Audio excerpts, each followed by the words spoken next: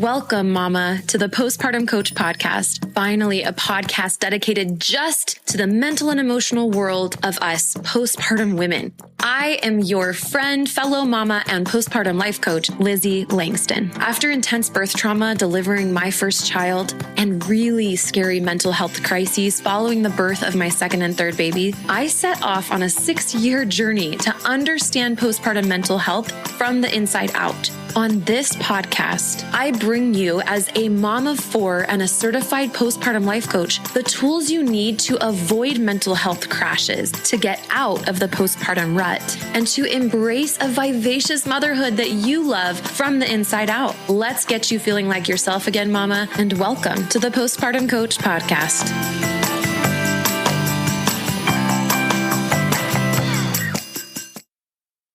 Hello, everybody. Welcome back to the Postpartum Coach Podcast. It's your beautiful, amazing, wonderful, no, I'm just kidding. But seriously, host Lizzie Langston. I am your postpartum life coach. I'm also a mama of 4, and I am joined here today. I am so thrilled.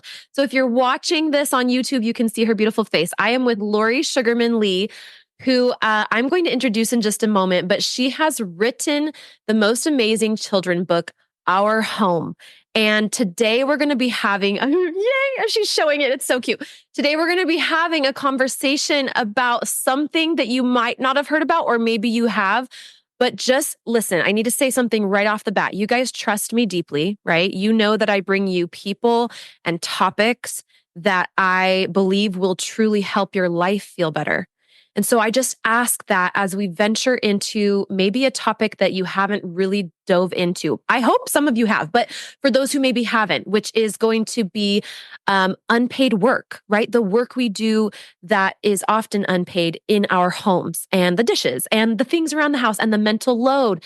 We're going to be talking about that today. We're going to be talking about the systems that surround that and some of the issues that pop up and that really weigh on us, and the way that we can work with our families to educate and delegate so that everybody can value and everybody can participate in the work that a woman does and that parents do in their home. So I just want you guys to know that this is a safe conversation, and that Lori is somebody that I chose specifically to talk through this with. So let me introduce her really quick, and then I will have her introduce herself.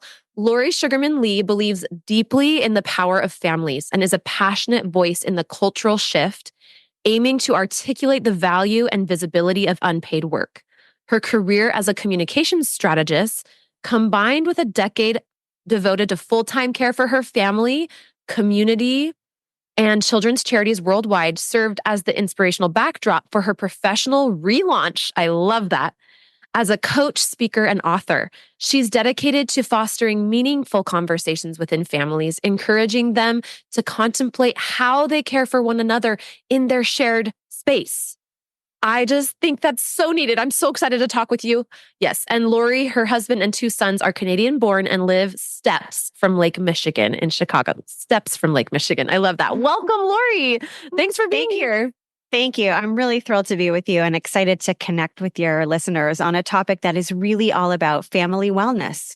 I love it. I was just telling Lori behind the scenes before we pressed record that I got so bold after I did this little trip with a friend, and I had some great quality, time away from the kids and everything. I come home and I'm like committed to taking the mental load that I carry and more equitably dispersing it amongst the family members that share this household with me. And so I make these chore charts. It takes me about a week and a half to finish making them, take them to Staples, get them laminated, put the Velcro on. Okay. So we have this whole thing. I'm so proud. So I just did that. Thank you. Like that was a big step. Okay. And then, so that was like Friday, Saturday morning was the first time. Today is Tuesday. And I just spent all the last day and a half cleaning this house by myself while they were all at school and stuff. And I was like, wait a second, I'm not going to count that as a total failure because I made the chore charts and we had conversations about why we made them and, reasonable expectations. So there was some great stuff. I do wish I would have read your book first. I'm so going to read it with my kids. I'm buying it for sure. We'll talk more about the book in a moment, guys. But this is what I want to talk about is, all of us probably in our bones, we want to be a little bit more free. We want to be able to relax more in our own home. We want not just more cleanliness, but we want the feeling of being respected and seen by our family members. But it's like, how do we go about having those conversations? And then specifically, I think with your expertise, what is the learned unseen system that's operating that is keeping women so weighed down with the mental load and with all the things, and especially postpartum is when the shit hits the fan. If you haven't already It had really does. yeah, if you haven't already if you guys all know, if you have not already had an emotional breakdown about how much you do, it will happen when you're postpartum in the first 18 months of that having that baby. So couldn't be a better timed for me, and then also always for the mamas too. I'm so excited. Yeah. You just said like 100 really important things. And I want to touch on every single one of them during our chat. But the first thing that you touched on, which is really important, is how much of this is mental. And even beyond that, how much of this work of home and family is invisible. Because as you said, you did it today when everybody was at school. Oh, yeah. And they're like, what do you do all day when I'm at school? I'm like, well, you want to talk about that? Well, so this is it. So let me rewind for a second and tell you how I came to this. Yes, please. Briefly, I'll tell the story. So I had a 15-year paid career in marketing and strategy. I loved it. I worked at the end of my career for Four Seasons Hotels and Resorts. It was a fabulous gig before I had kids. Yeah. Once I had my first child, it became a little bit more complicated.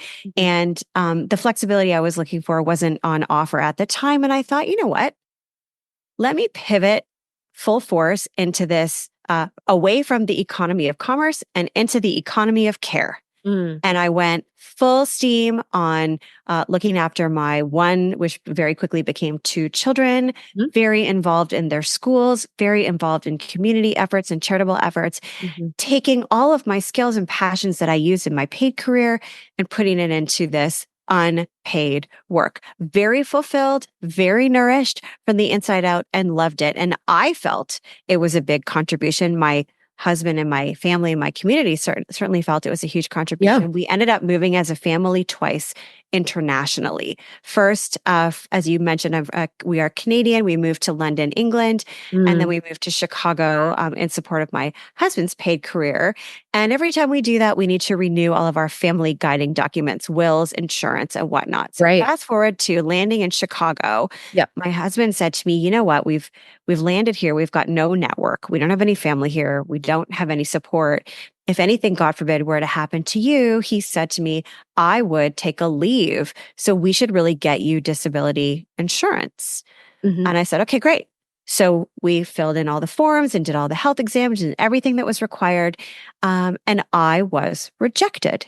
And this gentleman who had my form in his hand said to me, well, you're just a housewife. If something happens to you, there's no loss of salary. There's nothing tangible. No value, essentially. There's no value. And I looked at this gentleman and I said, do you have any idea what I do in a day, in a week, in a year? Do you have any idea what this role is all about? And I realized, no, he really doesn't. The system doesn't. The system does not. And in that moment, I was sort of lit on fire, and it became my mission to bring visibility to this mammoth job, right? Oh, for sure. That is caring for one's family, one's community, and all of these other things that are not connected to revenue generation, but are contributing so much to our society and are valuable and are not. But are not counted in the GDP or any other economic indicators, right? Which is a shame in and of itself. And so I started writing a lot. And the first thing I did for myself was create myself a LinkedIn profile as a quote unquote stay-at-home mom. Because I thought, you know what? If I want other people to understand that this is work, that this has value, that there is growth, that there is achievement, I have to be able to articulate it myself. And one little tidbit that I'll offer to your listeners that I love to share with young new moms is, you know, we're so busy taking notes of all the milestones of the babe, right? All of the firsts, all of the big steps. And I suggest to new parents, do this for yourself as well. Mm, Take the time to notice the big changes in you, the mhm. big accomplishments, the big feelings, all the ways that you're contributing that are going so fast, right? You don't have as a new mother a year-end review, right? Where Right. all of these things get captured and you get a rating and you get a bonus, right? We don't have any of that. So Mm, take the time to notice all of the things that you're contributing, all of the things that you're achieving, and then be able to talk about it, be able to give your elevator pitch about that. So anyhow, Oh, wait. My baby yeah, turns a year on Friday. right, So I'm going to take that into my heart because I was considering making, of course, every time my children turn a year, I try to make my first year book. right. And so but I have been emotionally in my heart just thinking about how much has happened this year. It was an emergency section when this child was born. Oh And gosh, yeah. so I would absolutely love that to sit and make a list of all the growth and all the things that have been overcome and everything I've learned and boundaries I've set in place and systems I've put in place. And yeah, that's amazing. I love that. And this reflection leads to an ability to really articulate how meaningful all of this work is. Hmm. And I should say parent, of course, not mother, because of course, in an ideal world and with these systems that we'll talk about in a minute, the majority of this work is being shared. Of course, there are a couple of things that new mothers will be taking the lead on, but there's still an opportunity for partners to be participating at a very deep level. And we'll talk more Hmm. about that. But anyhow, all that to say, I started reading and writing and starting conversations about the value of unpaid labor, the visibility of unpaid labor, the energy that we give to unpaid labor. And I met a lot of brilliant people who were doing fascinating work. And I just really wanted to be a part of it at the time. Of course, I was still carrying this label of stay at home mom. I didn't have a platform. I didn't have a business Instagram page. Like I didn't have a way of creating like a business or, anyhow. So I thought, Yeah. what can I do credibly? All these people are doing, working with governments and working with corporations. And I thought, well, what can I do from where I'm at? And I thought, well, I can speak to children. And I was really motivated by this quote that I saw, which was, if we seek to change adult behavior, let us show our children a better way. And I knew the way into the next generation of disability insurance agents was by talking to this generation of young children. Mm. And so I created this book to spark family conversations so that this work would no longer be invisible and so that we would understand the meaning behind it and understand that despite it not being connected to revenue generation, it still has great and deep value for our Mm. family. I love this so much. I think the most harmful part about systems that leave out any people's, whether it's due to their ethnicity or race or their gender or their roles that they play, is the way that it's just like so silently absent. It's not like they're hating on it. It's just not there. It's not That's represented it. anywhere. It's just completely erasure to where you not only do you not know about it, but if you hear about it, you're like, is that a thing? Am I allowed to think that? Does that exist? Is that real? Because it's just, it's just deleted. Delete, gone, silent, Yeah. nothing, nothing. And as a matter of fact, over the course of generations, um, women have sort of been convinced that we do this work better, that we're better wired for it, that we're better multitaskers, that we have an instinct for it. Oh And yeah. of course, we have all of those things, but men have them too. Yeah. And they You can know, develop them. Yeah. men can develop, and men are fabulous caregivers and very capable contributors. And but the problem is that for so many generations, it has been expected that women show up as the sole supporters of their family's wellness as a labor of their love, Hmm. right? And And a measure of it almost. exactly. Hmm. And so we were, as you just so beautifully put it, we were never to question. whether it was our responsibility. It was That would be unloving, showing, unloyal. Exactly. Mhm. Exactly. And I want to speak to that with everybody right now, because if there's a part of anybody listening that's like, if I were to bring this up with my partner, like, ugh, or, the fear that you now could be feeling a little bit of, that edge, it just is actual proof that this has been so erased and yet is in such effect. Because if it wasn't, we wouldn't be scared. We'd be like, oh, okay, I just need to start talking about it. No big deal. Right? That's We right. do. We have this like, but, and this hesitation. And so what I have learned, and I am no expert, okay? And so that's why we have you here today. But what I will say in my own work, just in general, as a woman who is stepping more fully into her power, just in general, and certainly this comes up postpartum, is I had to realize that it's actually my responsibility as the mother of myself. So that's step one, is you are your own mother.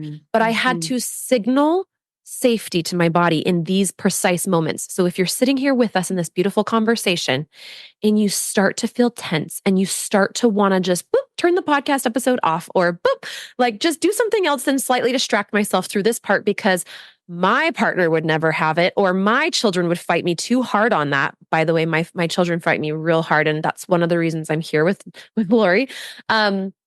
Just know that you can actually nurture yourself in that moment. And I hope that I can right now too with you, and that you can go into your body and you can say, it has been a while, and everybody has come to expect this. And there might be people that are disappointed, and I'm still here for you, and I'm still with you in this. You're not alone. And you will no longer be physically hurt by it, right? Like women used to be, actually, when they stepped out of line, socially or culturally, or when they really were in their power, sometimes they would literally be attacked and there wasn't like legal protections to support them. And now we have those. And so you're not going to die, even if it feels like it on the inside. That's just what I wanted to say. There's something else to for your listeners to consider as well, which might be helpful or insightful, which is we feel this way because there has been this enmeshing of motherhood and care work as being one and the same. But there's an opportunity to see these things as two separate roles. And this can help us sort of quell that high stress that comes up when we feel we're not doing enough, right, as a caregiver, or it feels overwhelming as a caregiver, and we begin to feel guilty about that. Caregiving is a role. Motherhood is a role. Motherhood is the connection between you and your child and nothing more. It's like a relationship. That is the relationship, and that exists no matter what. Right. If caregiving feels overwhelming, feels stressful, if you don't feel like you have it in you to do it that day, you are no less of a mother in that moment, ever. Right. For needing support, for asking for partnership, for, expecting equity in your home, any of that. And that's what we want to help people achieve. Well, and even also to the reverse, sometimes it is letting go of the caregiving that is just the thing, or not necessarily letting go, but maybe delegating it or hiring it out or whatever, that actually can bring back the quality of the relationship. Yes, absolutely. In your motherhood, which is so crazy. Absolutely. I had to learn that. I was postpartum with my third, and I was still doing the full-time stay-at-home mom thing. I had been for all of them, but I was in the middle of a deep postpartum depression. And what I learned is that my depression was actually a part of me that I just had been not listening to. And so as I started to listen to these inner parts of me, my depression stopped getting so loud. It started to go away. And one of my truths that came out in that time that I'd kind of been not listening to was that I didn't want to do all the caregiving. I wasn't thriving. It wasn't my jam. And it was actually really negatively rubbing my relationships with my kids because I would feel resentful and exhausted all the time. Yeah. And that's a part of why this bigger picture, judgment scenario that has been created for women of the working mother and the non-working mother. And it's all don't fall for stuff it. we need to unlearn. Yeah. That's so beautiful. first of all, we're all wired differently. Second of all, it takes all of us to make all of this work. Yeah. We all thrive differently. And we all are showing up in a way, whatever way we're capable of doing. Mhm. And there's judgment around any of it is not serving any of us, Right. right? It's all Yes. about finding out how we thrive, contributing in that way, and connecting to the support that we need. Mhm. Yes. And I want everybody to know too that part of the work that I do with women, and because this may come up for you, and some women need more help with it than others, is that when you go to maybe activate the part of you that Lori is so beautifully kind of inviting to come forward, right? The part of you that might be holding too much, that might not be being shared, her responsibilities may not being shared equally. There can sometimes be a freeze response. And I just need you guys to know that this is real nervous system work. And sometimes, you can learn it logically, but you do need the actual help from a therapist, from a life coach. So just keep that in mind.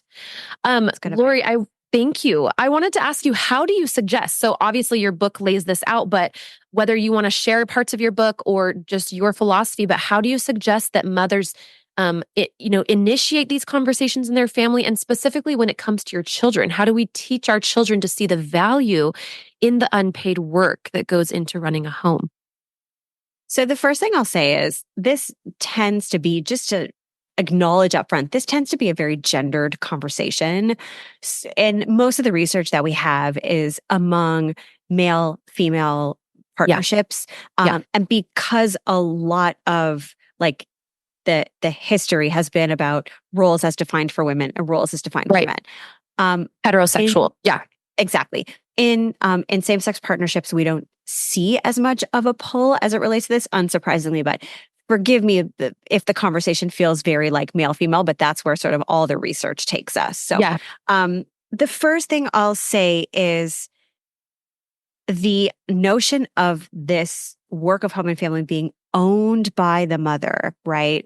Mm. And let's talk about it with a male partner, right? That the dad is the helper, is the first thing to unlearn. The opportunity for family wellness here is really in achieving equity. And I don't say equality, it's not about 50-50, but it's about creating a team within your household that all shows up in a way such that everybody is entitled to equal joy, equal rest, equal time for self-care. And then the division of labor falls out accordingly. Mhm. And this is possible even with young children. And I'll say up front that research shows that children as young as age 3 thrive as youngsters and benefit later in life from involvement in the tasks of home. Mhm. So not only do they benefit professionally, but in personal relationships from being involved in this work. And so the first thing I suggest is, as a family, you come together. And again, kids are so thoughtful. They have so much to say in these kinds of conversations. Invite them to the table and just talk about like, what family do we want to be? What Mm. is important to us? We are rushing through every day, especially with 4 kids and a dog. Mhm. How crazy it gets, right? Like you're just trying Yeah. to sort of make it from morning Yeah. till night, no skin knees, everybody's fed, like just kind of get to bedtime, right? Mm. And we don't often stop and talk about, what are we really after in this life as a Yes. unit? What Yes. are our Love values? that. What's important? Also, what gets in our way that we hang on to for some reason that actually isn't important, but we've just never said it out loud? Like, what can we release or get rid of Mhm. as a family? Also, when you're talking together as a family about what you value, it's an opportunity to share really honestly about how each family member is wired, even within our little unit, right? We all thrive in different routines, Mhm. in different environments. We all have very different needs. We look at time management and task completion very differently. So these are things that we really have to honestly share with one another. And then from there, we can understand, oh, these are the ways we can all then contribute to achieving this goal that we have set for our family that really always ties back to our values. So that's the first step. I love that. How do you get them to, so how do you instill in them, the feeling of valuing sharing it, right? Because they might recognize that all this unseen stuff happens, but at least in my case, it feels like my kids are kind of okay just letting me do it all. Like, of course they are. It's easier for them. And so how do I, as the person who is currently holding more than my share, probably, For sure. how do I articulate that? What are some of the words, or what have you seen be successful in that? So, as you said, the first step really to engaging kids in the work of home and family is the visibility of it. And so, obviously, the majority of the time that we have to do this work is when children are asleep or at school. That's understandable. But we have to start doing it a little bit more loudly and a little bit more often in their presence and with their engagement. And the second part of that is explaining to them the why behind the work. So you've got your chore chart.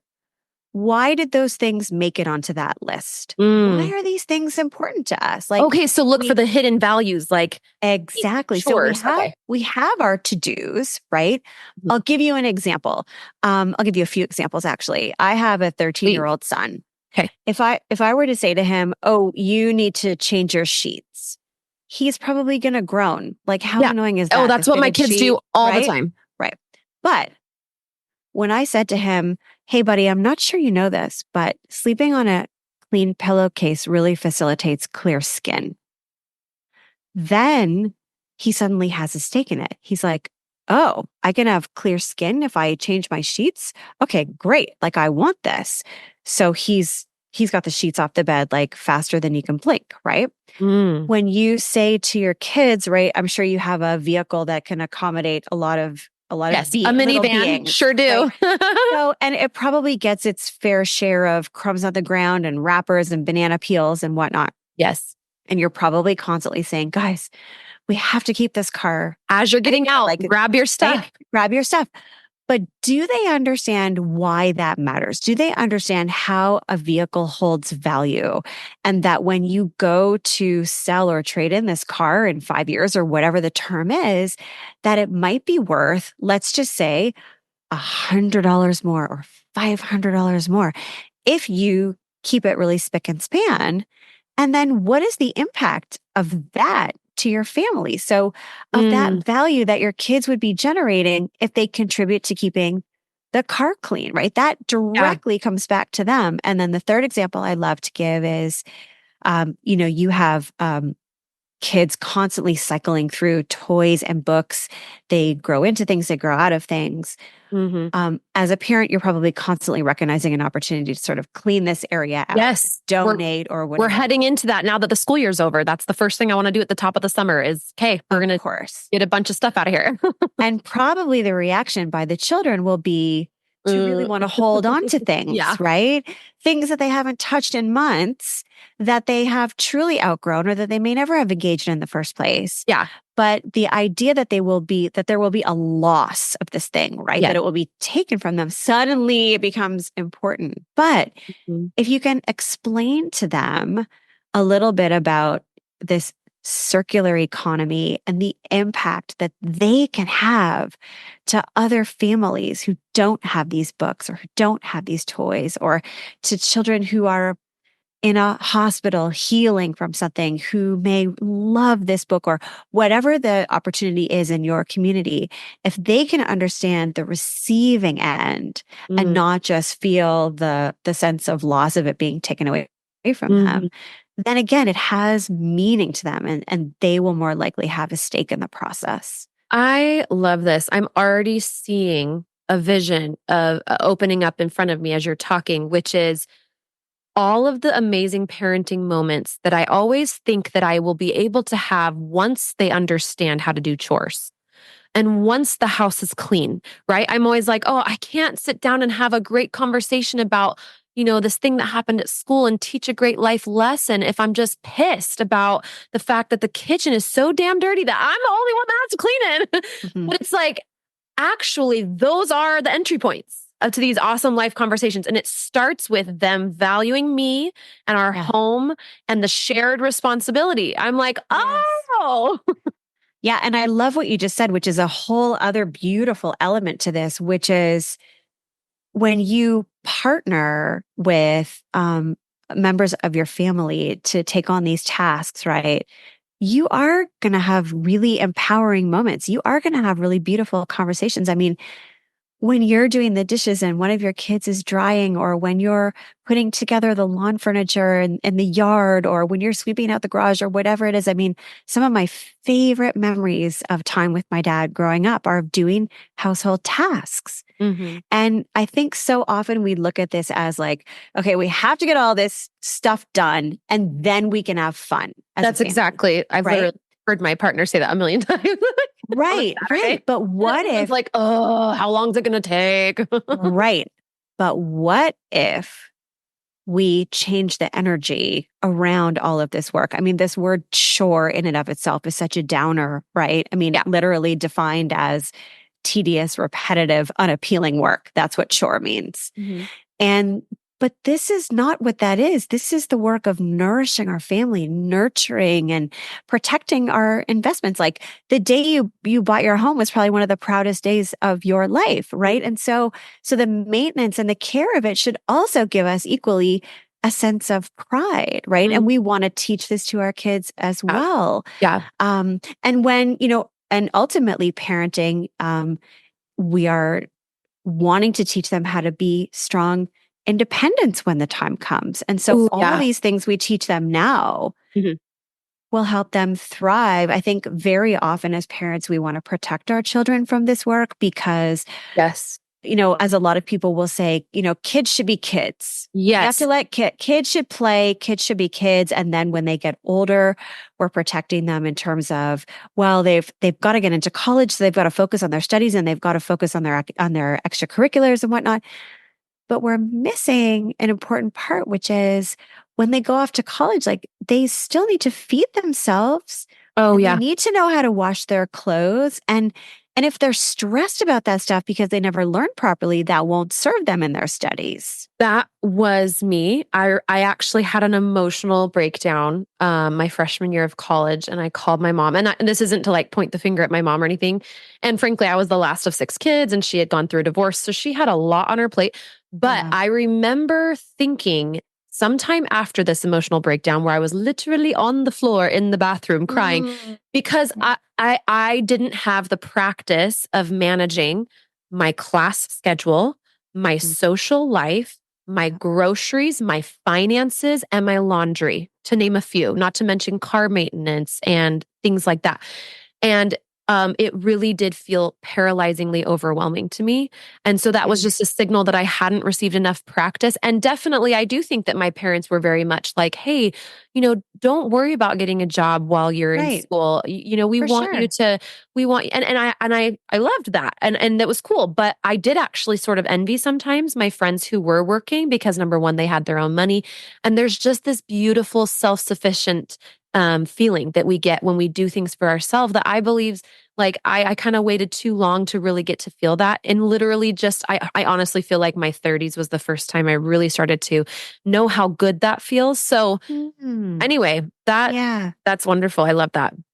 Yeah. And I mean, we went all the way to like sending your kids to college, but to get back to younger children, there are so many sweet ways to engage. And I should say, kids these age, they get it. Like they haven't learned to dread anything yet. We're the ones that teach them, right? With our energy and with our language, that this work is, again, such a chore. Yeah. But it's really difficult because of the inequity that is bared, right? It's difficult for women because we're doing 75% of the executional element of this work and carrying, as you said at the beginning, more than that of the mental load, right? And the emotional stuff. And there's there's got to be a way for women's wellness because 80% of autoimmune diseases are diagnosed in women. As you talk about very often, twice as many cases of stress related, anxiety related issues in women versus men. And it is because in large part of this inequitable load and this unrecognized work. And so the way to change that is to break the cycle for younger generations and invite girls and boys into the work of care, into the work of nurturing. The inequity, by the way, that we see in women is measured in girls as young as 8. And so that is really where, and I probably only because that's as young as it's measured, it might be even younger than that. But explaining to young children today that not only is this beautiful, impactful work, that it is a source of pride for the whole family, and that it can actually be something of joy. That's how we break this cycle of the inequity that we see currently in the grown-up generation. Yeah, I saw something on social media recently that just talked about children who feel that they belong in their family, not just by being a part of it, but by contributing and having little assignments and things that basically everything you're saying. I don't remember the statistic, but they were so much less likely to. I think it was that the influence of the parents as the children became teenagers statistically was more likely to, like, you could maintain more of your influence over your children as they got in more into a social life if they really feel like they belong, like a sense of belonging. And I think what you teach, Lori, is exactly, ultimately it is this essence of conversations and values around that we all belong and we all help. And so we can call it that we're making it more equitable or more fair, or that we're seeing the women more. But ultimately, I believe it was a disservice in the beginning for women to take all of this on. And I think that, I don't know, this could be an oversimplification. I'm sure it is, but it does seem like when we as a society went into the industrialization, where there was like all of the sudden our structure was, so many people were going into factories or wherever it was to work, and the structure of the workday served the companies, not necessarily the families. That we kind of, this distribution of the labor happened, and at some point, it benefited someone, but it definitely didn't benefit everyone, especially those for whom the burden of it all fell on. And when are we going to rewrite that? That's exactly what we're up to. Yeah. It's the rewriting of that. It's the unlearning of that and the rewriting of that. And it's outdated, friends. It's outdated.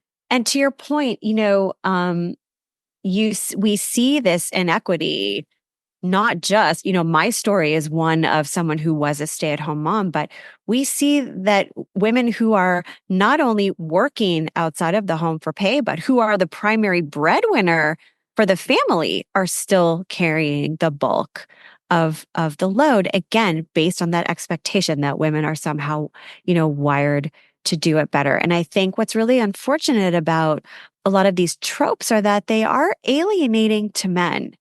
And I think there are so many men who are so ready to be more involved in this work, but like society is continuing to keep them on the sidelines as well. And so this is really all about reshaping and redefining this for all of us. Yeah. So, how should families approach the allocation of household roles specifically? Like when it comes to, do you have any like examples of things that have worked, or I don't know, like giving kids job titles, or are there any little tips and tricks to actually apply this? Yes. So of course, the first thing, especially with youngsters, is that you want any task that they are approaching to be safe and age appropriate. And if you have any concerns that it might be, then don't do it. But I'll tell you, one of the things that my younger son first did with me was jump into the laundry room. And it's in these partnering activities that you can not only like impart the knowledge in kind of a fun way, but you have a lot of other bonding moments as well. His first time picking the lint out of the little lint trap in the dryer was such a moment of fascination for him. And he's been involved in the laundry ever since. We started with him folding the cleaning rags. They're just little squares. So that was like a really good start for him. And now he folds everything. He's the chief folder in the family. He even tackles the fitted sheets, Wow. which, none of us have figured out. None of us have figured out yet. My mother-in-law knows, but I don't. But what I love to say is, understand how your children are wired and how you know that they thrive. So if you have a kid who's a great organizer by nature, invite them in. I do have one of those. So invite them in to empty the bags of groceries, for example, and put things back into the pantry and the fridge. And you can even teach them how to move the cans or the packages up. So you're doing, by the dates, like the last one home goes in the end, and you're using up the older ones first. So again, and that will depend on their age, how involved they get into that. Also with organizing, I mean, how easy can you separate the white laundry from the non-white laundry, right? Little things like that. If you have a kid who maybe isn't super into like getting involved in tasks, but is motivated by listening to music or podcasts, then let them have headphones on and give them something that they can sort of bop away to while they're working. Oh, I'm already having so many ideas. Just say, and I'm sorry, I just have to say, I've been reliving in my mind as you're talking. I'm thinking about, for example, unloading groceries and how many times I've just been annoyed and wanted my kids to kind of like get out of the way so I could put them all away. And I'm like shooting myself in the foot. Like, this is exactly what we're talking about. So I just want to invite each of you to kind of think for a moment, even if you're like, oh, I want to do more of this. Are there ways where you haven't on accident, where you've actually been perpetuating the very inequities in the mental load and all of the tasks that you want to get rid of or that you would love to have an alleviation from? Are you putting that responsibility on your partner? I know I've been mad at my partner before for not doing more. And it's like, if I'm the one doing it all, then maybe it is on me to say, hey, this is what I want you to do, and like have that conversation. So Eve Rodsky, who wrote the book Fair Play, says it best. She says, you are complicit in your own oppression if you consistently put yourself last. And so that is something. You are No, wait, say it again. You are complicit in your own oppression if you consistently put yourself last. Hold, mic drop. Hold. I don't have a mic to drop, but how many of us? It's powerful. Yeah. How many postpartum women, and not just postpartum women, moms of all stages, but I'm just speaking to the moms specifically on this podcast. How many of us put ourselves last? And do we realize that we are buying into the system of our own oppression when we do that? So what are the main emotions? Okay, I feel like we need to, this is life coach Lizzie for a minute. Yeah. I feel like we need to delve into just for a second the things that tend to come up for women when they try to implement this. For example, something that has already come up for me as we've been talking today is guilt. As I thought about inviting my children to help more, and even, for example, the sheets example, like, oh, well, did you know that if you sleep on a cleaner pillowcase, there's this voice in my brain that says, well, I feel bad making them do more because they work so hard at school and, they're already doing so much, even though I am too. But isn't that funny how I am built in to see how hard this might be for them. But then I, at the same time, I'm overlooking how hard and honestly, sometimes the suffering that I experience and the unwellness, like the fatigue and the exhaustion from genuinely doing too much. Scientifically proven. Yeah. No. Yeah. Well, you said something a minute ago, which was really important, which was sometimes you just feel like it's just easier if I do it myself. Like, get out of the way. I can do this in 5 minutes. If you do it with me, it's going to take 20. Yep. So like, let me just do it. Right. And that is so understandable.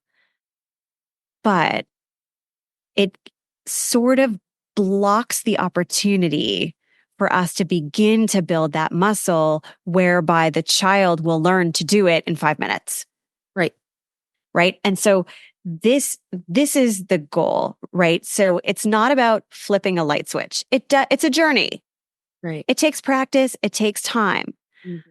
And you may have to grit your teeth, right? Because when kids are learning to do stuff, it's not about them doing it perfectly, right? Mm-hmm. It's about the learning and the growth and them feeling that they have contributed and succeeded. Yeah. And whatever that looks like at the end, you'll see the progress from time to time to time to time. Yeah. And you will begin to release. You will begin to feel less stress. You will see your nagging less. You will see your reminding less. And hopefully, this is a story that's not just about your kids, but about your partner too, right? Understanding that, again, your family is a team and you thrive when everybody contributes, and if you have sons, you need dad to be modeling this, right? Right. Or maybe the sons will model it for dad, right? I mean, one of the things I'm hoping with my book is that kids will request dad to read this, and then dad's going to say, "Oh, yeah, I gotta tune up on this. Actually. Oh, this feels so good. I'm sitting here reflecting on a feeling. I just really have been digging into my finances lately in a very adult self manner and being like really taking responsibility for all of the ins and outs. Like no more being surprised by the balance in my bank account or what that bill went out what day. I didn't know it hit that day. Like no more of that, right? And the feeling that's come with it has just been so healing. I mean, it's not quite joy. I think it is a pride. It's like the healthy pride. Like I am so proud. Yeah. And it has definitely boosted my self-confidence and directly impacted how much I actually want to even be seen in my business because I trust myself now with the influx of income from new clients. And so it's just, I want us all to stop and think, what are all the little micro repercussions for the better that could happen? Not just, the house being cleaner and maybe a little bit more harmony in our home, but what is it that we're actually giving to our kids through these, right? Like they might only see it as, oh, I don't want to do that. Like, and I personally, I'm like, oh, I feel so bad. They're doing so much at school. But what are they not getting at school that they can only get at home through these things? And my daughter, for example, she's in a Montessori classroom and she beams as she walks home from the bus with me. She'll tell me about all the jobs they have in the classroom. She loves talking about them. And she was like, and today I was the messenger and I got to tell the class when it was time to be quiet. And I love doing that. And she asked if she could be our mailbox person in our family. Can I get the mail? Can I get the mail? She's like, please tell dad to stop getting the mail. He got it last time and I was really upset. I want to be the one. And I was just like, wow, there's something here. They need that. It's not just extra work we're giving to them. Like, no. Yeah. It's not about pawning off work onto kids. Right. Child labor. It is about empowering them to be a part of everything that goes into the success of your family, such that they feel that they are contributing to the success of your family. And just to jump on the example that you just gave, my 13-year-old not only gets the mail, but opens it and sorts it so that I have a pile of bills, a pile of junk mail, a pile of, if I get personal mail, which is so lovely. Yeah. And he is learning again. He sees our financial statements. He sees our utilities bills. So he's learning about things like that, which he needs to know. And opening the mail is a great way to do that. That's amazing. Oh, I'm getting so excited and inspired.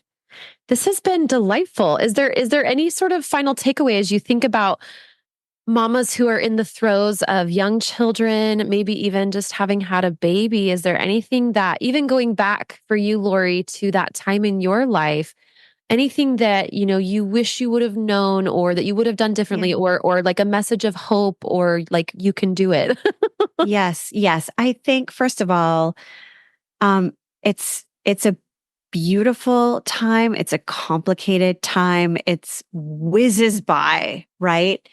Yeah. And if and listen, I was one of those young mothers who did everything silently and magically. And what I would tell myself is be a bit louder about all the things that you're doing. Mm. Make it known, because visible equals valued.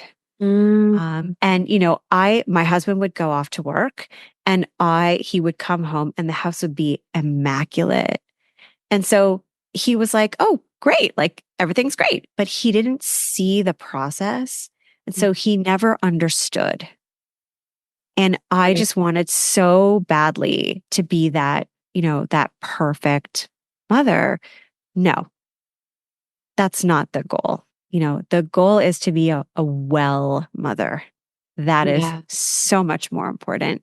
Literally, So, statistically, like mother's yeah, happiness is the best predictor of children's adjustment, exactly. including babies. Exactly. Yeah. Exactly.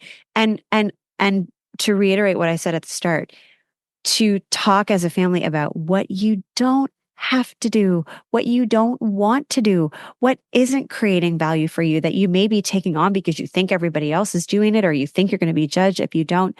None of that matters. Find your own way as a family, talk about what's important, talk about values, and go with that. It doesn't matter what Love that. anybody else thinks. I love that. Okay, I'm seeing like a structure I could put in place. Well, one thing that's really helped us is having a family, what do we call it? Family council.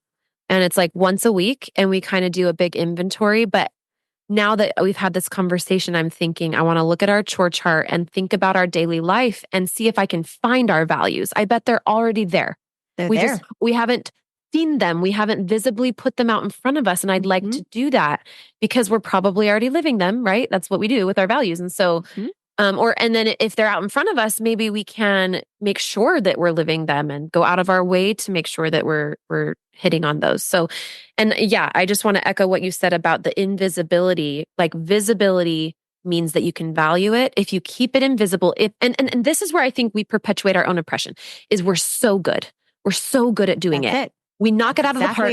We do it all so well that they didn't even know it got done. And like, we actually think that's the shit. We're like, we feel so cool about that. And actually, we need to stop that. Stop it. Because you just get stronger and they all just get weaker. But you also, in your strongerness, you become superwoman. That's cool. But also like they deserve to be super people too. Like, why just That's it. That's exactly it. Summed up perfectly. I'll write your next book with you. I'll write your next book with you. We'll do a duo to the postpartum edition. I would love that. Who's going to clean the bottles in the breastfeeding machine? The pump. Oh, thank you so much, Lori. Thank you. This was so great. So if people want to buy your book and even just come check you out, find you, where would they go? So Our Home is available everywhere books are sold. The book is called Our Home, and it is so cute. Home. The subtitle is The Love, Work, and Heart of Family, and the illustrations are so warm and charming, you guys. Please get the book. Thank you so much. Yeah. Yeah. So this is available anywhere. And I'm on Instagram at Our Home, Our Pride. And I should say, when I speak about pride, it's not about that pride and perfection. It's about that pride and feeling safe in your own space according to your own values. And I'm on LinkedIn as well, Lori Sugarman-Li. Amazing. You guys, all of the links to get her book, Our Home, as well as her Instagram and her website will all be in the show notes, which are just the links below the episode. So make sure you go there. You can get them all. And then those of you who are on my email list, I will make sure and put a picture of her and all those links there as well. If you're not already on the email list, all you need to do is go to LizzieLangston.com and sign up for any one of my free postpartum resources. You'll get on the list. And then you can also be sure to get Lori Sugarman-Li's book link and everything that I send for her. So thank you, Lori. This has been so timely. I just am really tickled and I'm so glad that you came today. Thanks for being here. I'm really grateful for the opportunity to connect with your listeners. Thank you so much. Thank you. See you guys next week. Hey, Lizzie here. I've helped dozens of postpartum moms just like you to manage their postpartum anxiety and deconstruct their postpartum depression. It's really easy for me. So if you're ready to feel better, I know the way. Let's chat on the phone. Set up a time by going to LizzieLangston.com/consult. It's pretty simple, and I will be calling you soon.